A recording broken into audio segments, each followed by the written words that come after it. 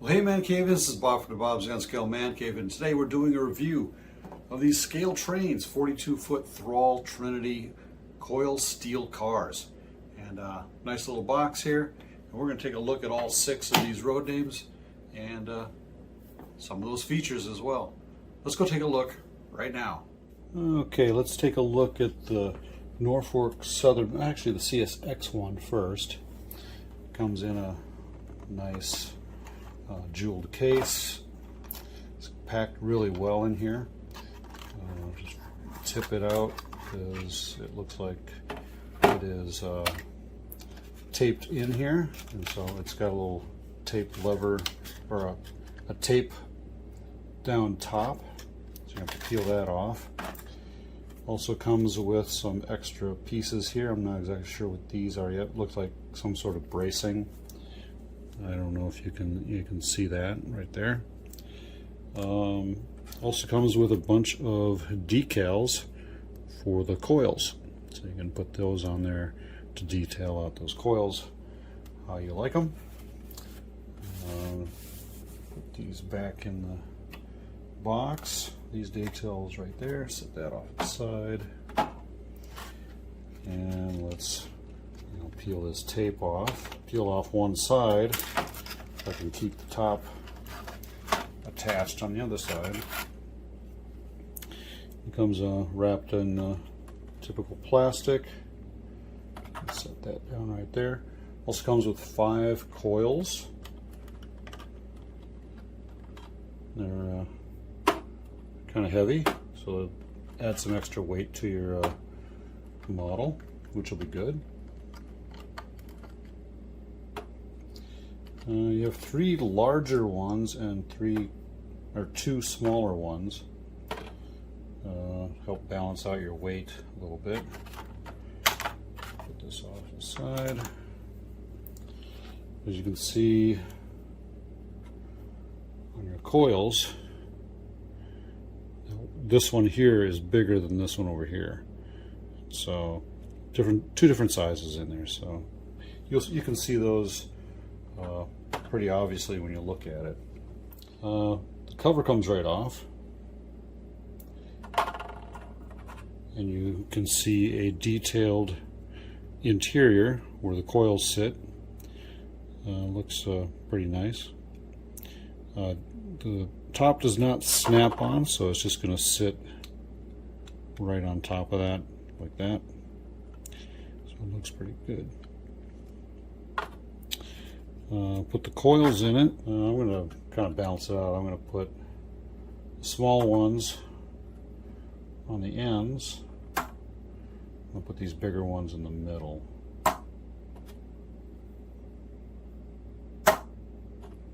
And they're quite heavy. Not magnetized, but they are loose in there, so you're going to have that probable issue. If it's sliding back and forth in there, it might have a, maybe a little sloshing around on your train ride, pulling these things behind your stuff up a helix or something. But it looks good, and when you get the details and like the stickers and the decals put back on there. Okay, as you can see, we have this coil car in CSX. We're going to get real close up here so you can see all the wording in here. CSXT 493005. Throw a number on this one. How tomorrow moves. So you can really see a lot of the details on the lettering and so forth on this. And the sides look pretty detailed as well. All the reflective paint on there. You can see the under the rolling stock, under this car, all the little lines and everything else right down here on the bottom. If you turn it over onto its bottom side to take a look at that, you can definitely see the sidewalk racks that you see through. The trucks, everything like that are right there. All that piping detail. Wow, that's a lot. Looks pretty accurate too. Not like I really climb under these things to take a look, but I can imagine that's what it looks like. Metal wheel sets. These seem to run real free. Nothing is binding on those. They will slide back and forth. Everything looks good. Couplers and so forth. On the ends, you've got the road number on there, some warning markings and everything else. Cut levers. Airlines, handbrake, the usual kind of things. And you got some bracing up on top, a little hook area for lifting the covers off the car to load the coil loads in there. And this end looks pretty good too. Trucks do seem a little loose. Kind of leans to one side, but maybe that's just how it hangs there like that. But anyway, if you take off the top, you can see the up close details. Looks like wood slats. Kind of looks like a wood slat kind of thing. I'm not sure if they really do put wood in there or not, but maybe they do to keep the heavy weight from damaging the metal frame of the car. You have those see-through walkways on the ends and the sides, so it does look really, really nice. The interior of the car is pretty plain on the hood, but there is what looks like some pipe down the side, some handrail. I believe those are handrails that they put on there. So when it's mounted on the side of the car, the person that's walking along the side there can hold on to the side of the car. So those are handrails. No real function other than holding people onto the car as they walk around it. Okay, each of the road names that came out, you know, we saw the CSX one here. We now have the Norfolk Southern Protect 3. And as you can see that they all look the same. They just have a different set of colors and paint schemes, obviously. Same model, just different all around. I do like the yellow brake wheel there, handbrake, and those things stand out a lot better on this Protect 3 paint scheme. We have the IHB, which is pretty, well, never really heard of them before, but that's okay. Same designs, stands out pretty well. Everything's black. And, nice details on it. Then you have this Conrail coil shield. And those are nice as well. Yellow brake wheels on the ends like the Norfolk Southern Protect 3 was. So this stands out pretty well on your layout. And then you have this CHTT car, which is looking pretty plain actually.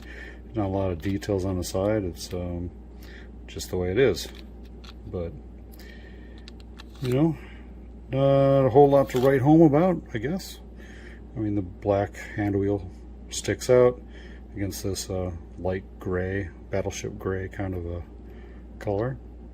But it's a nice looking car either way. And then we have this CP Railway, kind of orange rust kind of look to it. The yellow handrails and not handrails, the handbrake and other little details on here, and everything stands out with this color. So that's why I got one of each to show you all of these. Let's see how they operate on the railroad. Okay, I have all the coils in this car, and I'm going to just kind of push it along the tracks. It's going through a couple switches. These things do weigh quite a bit. So they're a heavy car. Well, they're supposed to be a heavy car because they're carrying steel coils, which are very heavy in reality. So let's see how it goes. Rolls pretty freely that direction. Pretty good that way. I think I'm slightly going up a little hill right in this area, so it slows down in that direction. So keep that in consideration. But yeah, the roll's pretty good in there. So far so good anyway on straightaways.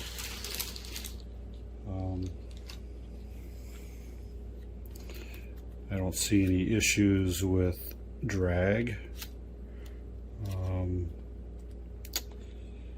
All the screws look like they're screwed all the way into the coupler boxes. These are loose enough so you can go around no problems with any binding and throwing it off the track. So I don't know if there's a radius issue, but I mean the wheels do kind of hit into the coupler box, but I don't think most of us, okay, hold on, I don't think most of us are going to be running really short radiuses with these. Typically at our level here, I would not be running anything less than, you know, maybe 14 or 15 inch radiuses on this area for these kind of cars, and just about anything in reality. My main lines are all at least 18, 19 inch radiuses, and these will work just fine. Most of us model railroaders have a lot of straights and a lot of large radius curves on our Empires, so this will work just fine. Especially this will work just great in Fremo because our minimum radiuses are 22 inches, so that should be just fine. I'm running them on code 55 track as well in this video, so it's not hitting anything, so the wheels are just fine. Everything's in code from what I can tell. So let's check out the other ones and see if I have any other issues. Okay, let's check and see how these couplers work and see how good they are, or well, if there's any problems. So I'm just going to slide this in,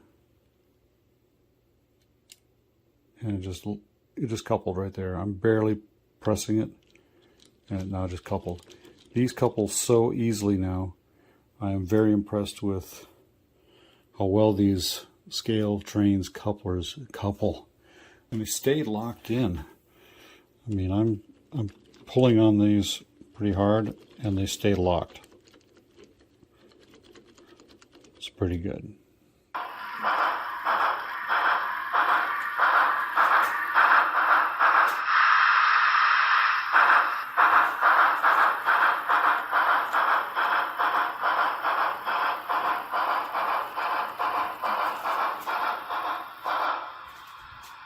Okay, I'm all on level track now, and this shouldn't be a problem being on level track. But if I pull back on this, as you can see, it just lifts the tender right up and slides out of the coupler. So if you're putting any weight behind the BLI Big Boy, I'm not confident it's going to be able to pull anything. That's another issue right there, but let's try a ScaleTrains diesel. So as you can see, when I pull back on this, like I was before, ScaleTrains couplers are working a lot better than the BLI ones are. That's something I'm going to have to address with BLI then. Or take a look at and see if my couplers are too loose, but I pretty much think it's because there's not enough weight in the tender to keep the coupler hanging down and stay connected to whatever it's pulling. That's a problem.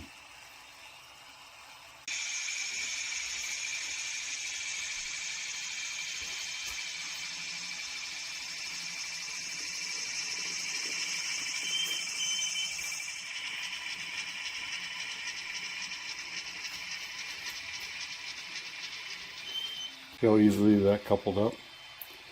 The little speed in there a little bit, and they couple right up. So they couple at very low speeds and stay connected. I can pull on this and it's not going to come undone like it did with the BLI Big Boy. Okay, I have these things on some Bachmann Easy Track. I measured this as about 11.5-inch radius, and as you can see down here, the wheel is just about to touch that coupler box on this tight radius. That's about your smallest radius I would probably be comfortable on without any drag on top of the weight that's already there. So yeah, it gets close. So I would recommend a higher radius than 11.5 to normally run on. And most of us out there do not run on really tight radiuses like this, but this will run on it. Just you never know. Make sure you keep the weight in it. Okay, we're going to weigh this car with everything involved. All the weights are put inside of it. All the coils are in it. Right here in the middle. Let go. It's 1.7 ounces. Yeah, that's pretty big. Go to grams. 48 grams. Or 1.7 ounces. Okay, without anything in it, so just open cover, it's a 0.2 ounces or 7 grams.